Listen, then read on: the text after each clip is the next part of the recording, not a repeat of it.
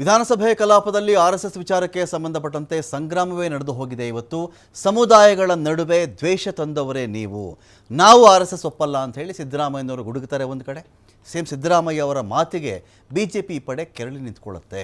BJP ನಾಯಕರ ಆಕ್ಷೇಪಕ್ಕೆ Priyank Kharge counter ಕೊಡ್ತಾರೆ. ಇಲ್ಲಿದ್ದೀರಲ್ಲ BJP leaders, ನಿಮ್ಮ ಮಕ್ಕಳು ಯಾರಾದರೂ RSSನಲ್ಲಿದ್ದಾರಾ? ನಿಮ್ಮ ಮಕ್ಕಳೆಲ್ಲ ಫಾರಿನಲ್ಲಿರಬೇಕು, ಓದಬೇಕು, ಫಾರಿನಲ್ಲಿ ಅಲ್ಲಿ ಅವರು ಉದ್ಯಮಿಗಳಾಗಬೇಕು. ಇಲ್ಲಿ ಬಡವ್ರ ಮಕ್ಕಳೆಲ್ಲ RSS ಸೇರಿಕೊಂಡು BJP ಸೇರಿಕೊಂಡು ಇಲ್ಲಿರಬೇಕು. ಅವರು ಬಡವ್ರ ಮಕ್ಕಳು ಮಾತ್ರ, ಅಮಾಯಕರ ಮಕ್ಕಳು ಮಾತ್ರ ಹಾಳಾಗಬೇಕು ಅಂತ ಪ್ರಿಯಾಂಕ್ ಖರ್ಗೆ ಮಾತಾಡ್ಬಿಡ್ತಾರೆ. BJP ಶಾಸಕರ ವಿರುದ್ಧವಾಗಿ ಪ್ರಿಯಾಂಕ್ ಖರ್ಗೆ ಅವರ ಆಕ್ರೋಶ ಆ ಥರ ಇರುತ್ತೆ.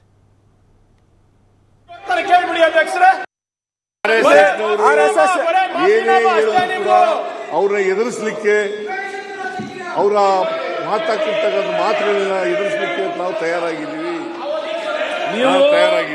ಕಾನೂನು ಕಾಪಾಡಿ, ಕಾನೂನು ಸುರಕ್ಷತೆ ಕಾಪಾಡಿ, ಕಾನೂನು ಪಾಲನೆ ಮಾಡಿ. ಆದ್ರೆ ಈ ರೀತಿ RSS ಸಂಘಟನೆ ಬಗ್ಗೆ ಕಾನೂನನ್ನು ಪಾಲನೆ ಮಾಡದೇ ಇರೋರೇ ನೀವು. ನಿಮ್ಮ ಸ್ಥಾನಕ್ಕೆ ಧಕ್ಕೆ ಬರುತ್ತೆ. ಇಲ್ಲಿ ಕೂತ್ಕೊಂಡು ಅವ್ರ ವಿರುದ್ಧವಾಗಿ ಹೇಳೋದು ಸರಿಯಲ್ಲ. ನನ್ನ ಅಭಿಪ್ರಾಯ ಅದು. ನಿಮ್ಮ ಅಭಿಪ್ರಾಯ ಸರಿ, ನೀವು ಹೇಳಿ ಬೇರೆ ಕಡೆ. ಆದ್ರೆ ಇಲ್ಲಿ ಒಂದು ಕಡತದಲ್ಲಿ ಹೇಳ್ತೀನಿ,